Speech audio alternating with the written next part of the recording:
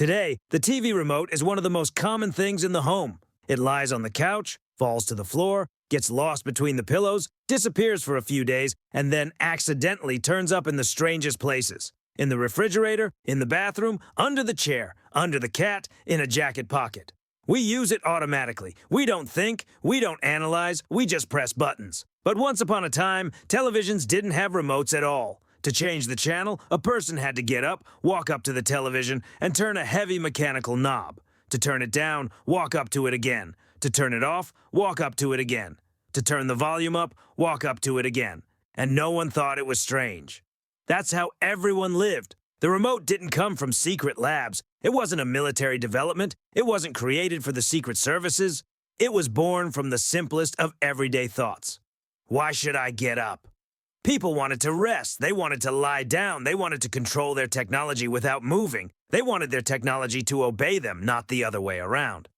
This idea caught on, and television manufacturers realized that giving people remote control would become the new norm. In 1950, engineer Eugene Polly, working at Zenith Radio Corporation, created the first television remote control, the Flashmatic.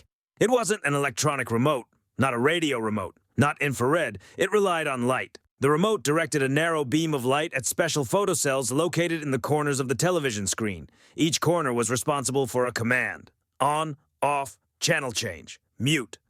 On paper, it looked brilliant. In reality, it was comical. Sunlight changed channels. Chandeliers could turn on sound. A window could turn off the television. The television could take on a life of its own. Some owners actually thought their equipment was broken or going crazy.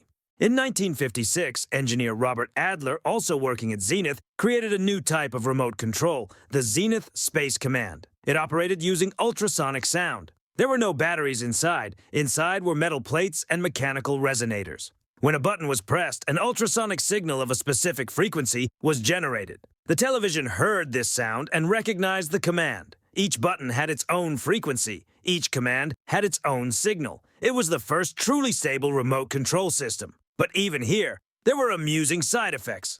Dogs responded to the remote, cats were scared. The television sometimes reacted to the clink of glass and metal. Some people heard clicking sounds inside the television. The first mass-market televisions with remote controls were Zenith models. Later, RCA, Philips, Sony, and Panasonic joined them. At first, the remote control was a status symbol. It was only found on expensive models.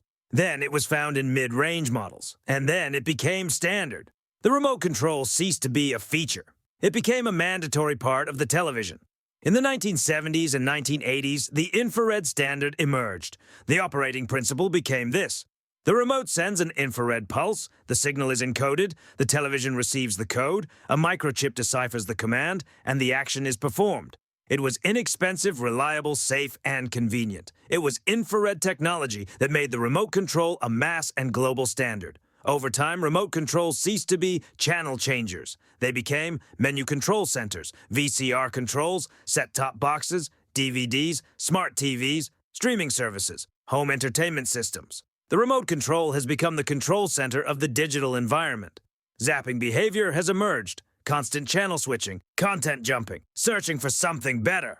Unwillingness to watch something to the end. People are no longer viewers.